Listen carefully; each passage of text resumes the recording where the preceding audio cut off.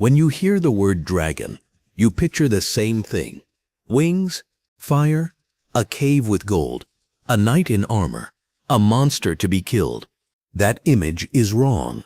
Or rather, that image is one culture's version of one type of serpentine deity, representing one specific set of fears, and that culture somehow convinced the entire modern world to treat it as the default. The truth is that dragons appear in almost every civilization that has ever existed, and in most of them they are nothing like what you are imagining. Today we are going to meet 7 of the most powerful non-European dragons in world mythology, from Mesopotamia to Mexico, from the Vedic plains to the floor of the Pacific Ocean. And by the end of this video, the European dragon is going to look like what it actually is. A very small and very provincial idea about a very large and very ancient type of being. Let's begin at the oldest, Tiamat, Babylonian mythology. The Enuma Elish, written on 7 clay tablets around 1750 BCE, making this one of the oldest pieces of literature in human history. And the dragon at its center, one of the oldest on record. Before the world existed, there were 2 things: Apsu, the god of fresh water, and Tiamat, the goddess of the salt sea. Their bodies mingled, fresh water and salt water mixing at the river's mouth, and from that mixing the first gods were born. Tiamat is not a villain in this story at the beginning. She is the generative principle of the cosmos. She is primordial matter before it has been ordered into anything specific. The younger gods grew noisy. They disturbed Apsu's rest. Apsu decided to destroy them. His son Ea found out and killed Apsu first. This left Tiamat grieving, furious, and increasingly aware that the gods she had made were now a threat to her, as they had been to her husband. She transformed. The grief became something else, something that built an army. Tiamat created an enormous host of monsters. Giant serpents, scorpion people, dragons, demons. She appointed her consort Kinku as general and placed on his chest the tablet of destinies, the object that confers supreme authority over the universe. She was not defending herself. She was counterattacking. The younger gods were terrified. Each of the older, more powerful ones was asked to face Tiamat, and each declined. Finally, the young storm god Marduk volunteered, but named his price. If he won, he demanded supreme authority over all the gods. They agreed. Marduk armed himself with 4 winds, a massive net, a bow, and his storm chariot, and rode out to meet Tiamat. She opened her mouth to swallow him. He drove the evil wind into her mouth so she could not close it, filling her distended body with the storm, and shot an arrow through her heart. Then he cut her in half. One half became the sky, the other half became the earth. Her eyes became the sources of the Tigris and Euphrates rivers. Her breasts became the mountains. The world was not created from nothing. It was made from the body of a dragon. Every year in ancient Babylon, during the 12-day Akitu New Year festival, priests recited the entire Enuma Elish from beginning to end. The creation of the world, which was the death of Tiamat, was reenacted annually because the Babylonians understood that creation is not a one-time event. Order must be renewed. Chaos must be defeated again and again. The dragon's body is the world, and the world requires maintenance. The European dragon is something to be killed and forgotten. Tiamat is something to be killed and inhabited. The distinction matters. Now to the other end of the spectrum. The Chinese Long, or Long, is the anti-Tiamat in almost every respect. Chinese dragons are not monsters. They are not chaos. They are divine administrators, bureaucratic, sophisticated, specifically assigned to the management of natural systems. The Long controls rainfall. It governs rivers. It presides over weather events with the calm authority of someone who has been doing this for 10,000 years and has the institutional knowledge to show for it. The Chinese dragon is composite. Deer antlers, camel head, rabbit eyes, cow ears, snake neck, clam belly, carp scales, eagle talons, tiger paws. It is not any one animal. It is all animals, unified. The totality of the natural world expressed in a single body. The number of its scales is traditionally 11701 yang scales and 36 yin scales, the numerical encoding of cosmic balance in its own skin. Chinese emperors were not merely compared to dragons. They claimed to be descended from them. The imperial throne was called the dragon throne. The emperor's robe was the dragon robe. To be the son of heaven was to carry dragon blood, which meant to carry the authority of the natural order itself. The dragon was not the emperor's symbol. The emperor was the dragon's representative. In Chinese cosmology, there are 5 types of long assigned to specific domains. The Tianlong, celestial dragons who guard the heavens. The Shenlong, spirit dragons who produce rain and wind. The Fuchanglong, dragons of the earth who guard buried treasure and precious stones. The Dailong, underground dragons who govern rivers and seas. And the Yinglong, the only Chinese dragon with wings, associated with rain and floods. When drought came, Chinese communities did not pray to a rain god. They petitioned the dragon. They held ceremonies at rivers and lakes, addressed directly to the Shenlong, asking specifically for rain, specifying amounts if possible, appealing to the dragon's authority over the atmospheric systems that the drought indicated had fallen out of proper management. The European knight who kills the dragon is destroying a monster. The Chinese farmer who petitions the dragon for rain is filing a bureaucratic request with a cosmic administrator. These are not variations on the same idea.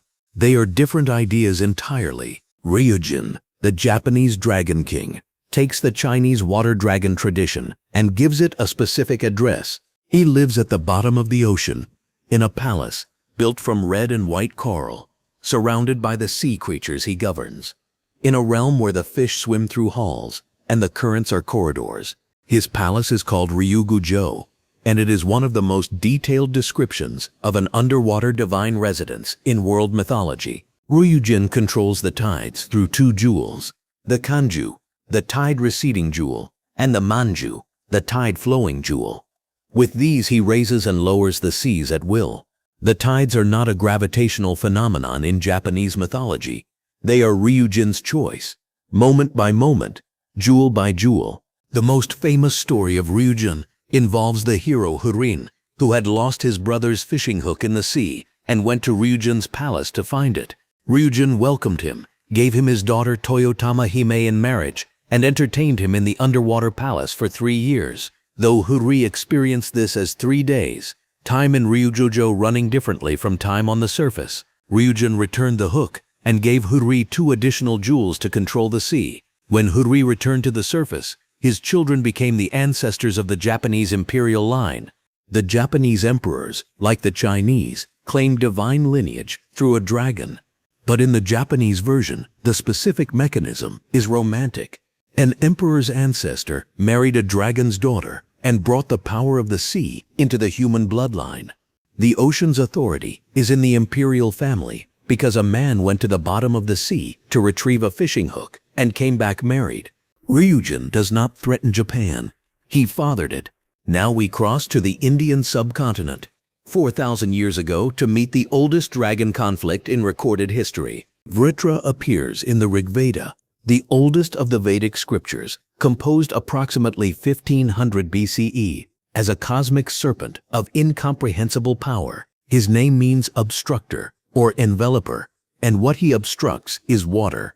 Vritra lies coiled around the mountain, holding all the rivers, all the rain, all the water in the world inside himself, and the result is drought. Total, catastrophic, absolute drought. The earth is dry, the crops fail, the rivers stop, the sky holds nothing. The god Indra, king of the storm gods and master of the thunderbolt Vajra, challenges Vritra. This is a battle not between order and chaos in the Babylonian sense. It is a battle between the dry season and the monsoon. Vritra is winter, Indra is the rains. Every year this conflict recurs because in the Indian subcontinent, every year the monsoon either arrives or does not, and if it does not, people die. Indra strikes Vritra with the Vajra. He strikes him 99 times in some accounts. He dismembers him. The waters burst free. The rivers run. The rain falls. The drought ends. Every monsoon is Indra killing Vritra again. Every year the serpent of drought is defeated by the thunder god's bolt. And every year the drought will return, and the battle will have to be fought again, because the Vedic understanding of nature is not that order defeats chaos once and then everything is fine. Order defeats chaos seasonally. The dragon does not stay dead. This is the dragon as climate, as the meteorological reality of a civilization that depends on a monsoon, that fails catastrophically once or twice a generation and kills millions when it does. Vritra is not a fantasy. Vritra is what drought looks like when you need a body to negotiate with. From the dry plains of India to a continent away, to the Aztec Empire of central Mexico where a dragon flew, Quetzalcoatl, the feathered serpent. The combination of Quetzal, the most brilliant bird in Mesoamerican imagination, its iridescent green feathers, the color of jade, the color of life, and Coatl, serpent, the sky and the earth in one body, the ability to fly and the ability to move along the ground in one being. Quetzalcoatl is the dragon that resolves a paradox, the bird serpent, the thing that should not exist but does, the living proof that the categories you use to organize the world are not as solid as you thought. Quetzalcoatl was worshipped across Mesoamerica for more than 1,000 years by the Olmecs, the Toltecs, the Aztecs, the Maya, who called him Kukulkan. His roles accumulated across that millennium: creator deity, god of wind, patron of priests and scribes and merchants, the inventor of writing and the calendar and agriculture and all the arts of civilization. He was not merely the dragon of one story. He was the principle that organized human cultural achievement. The Aztec creation story has Quetzalcoatl descending to the underworld to retrieve the bones of the dead humans from previous world cycles, mingling them with his own blood and creating the present human race. Humanity is made from the bones of the dead and the blood of a feathered serpent. This is the material you are made of. His departure from the Aztec world is one of the most consequential mythological events in history. Quetzalcoatl left in some versions exiled by the rival god Tezcatlipoca, in others departing voluntarily on a raft of serpents toward the east, promising to return. He departed on the year 1 reed in the Aztec calendar. Hernán Cortés arrived in Mexico in 1519, the year 1 reed. The Aztec Emperor Moctezuma II, confronting Spanish ships approaching his coast, faced the possibility that the feathered serpent's promised return had arrived. The historical reality of what happened next is complex and debated by scholars. The extent to which the Quetzalcoatl prophecy actually governed Aztec decision-making remains contested, but the mythology created conditions in which a returning dragon god and a Spanish conquistador occupied the same interpretive space at the same moment. The feathered serpent's departure changed the world twice, when he left and when someone arrived in his year. The nagas require us to think about dragons differently again, not as singular beings, but as a species. The nagas of Hindu and Buddhist tradition are a race of divine serpents, half human and half cobra, who inhabit the depths of rivers, lakes, and the ocean. They are not a dragon in the singular. They are a people. They have kingdoms beneath the water, with kings and queens, armies and politics, alliances with the gods, and sometimes conflicts with them. The Naga king Vasuki was used as the rope in the churning of the cosmic ocean, the event in Hindu mythology when the gods and demons agreed to cooperate in churning the primordial sea to produce the Amrita, the nectar of immortality. They used Mount Mandara as the churning stick, wrapped Vasuki around it, and pulled him back and forth. Vasuki was the rope, the most powerful serpent in the cosmos, being used as a tool. He permitted this. The arrangement was cosmic. He understood his role. Nagas control rainfall and water in their regional tradition as Chinese long do, but they are also specifically associated with fertility, with the health of crops, with the prosperity of kingdoms. Antagonizing a naga is not simply dangerous, it is ecologically catastrophic. Kings in ancient India and Southeast Asia made specific agreements with nagas, built temples to house their local naga guardians, maintained ritual relationships with the serpents whose territory their kingdoms occupied. The naga tradition spread from the Indian subcontinent across Southeast Asia to Cambodia, Thailand, Myanmar, Laos, Vietnam, Indonesia. Angkor Wat, the largest religious monument in the world, has naga balustrades lining every major approach, enormous stone serpents whose bodies form the bridges that visitors cross to enter the temple complex. You cannot enter Angkor Wat without walking across a naga's back. The architecture insists on it. You are a guest in the serpent's territory, and the bridge you cross marks the boundary between the ordinary world and the sacred one, and the naga's body is that boundary. Finally, Egypt, the dragon that will not die. Apep, also known as Apophis, is a serpent so large that ancient Egyptian texts describe him as 48 feet long, with a head the size of a boat. He lives in the underworld, the Duat, through which Ra, the sun god, travels every night in his solar bark, navigating the darkness between sunset and sunrise. Every single night, Apep attacks Ra's boat. The serpent coils in the underworld's waters, waiting. As Ra approaches, Apep rises and attempts to swallow the solar bark, swallow the sun, swallow Ra, end the cycle of day and night, return the world to the darkness before creation. Every night this happens, and every night Ra wins. He passes through, he emerges at dawn, the sun rises. What makes Apep extraordinary is that he cannot be killed.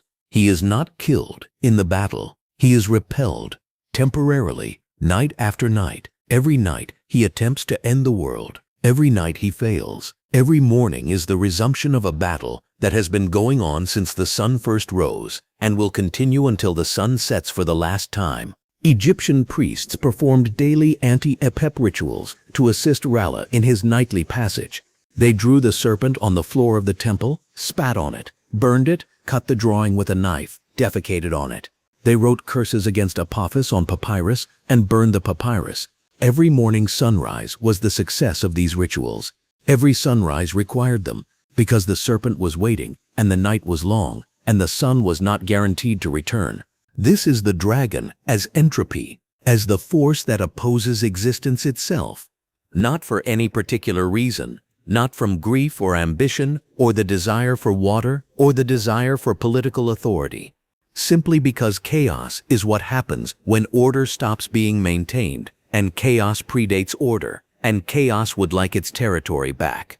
What does it mean that every civilization produced dragons?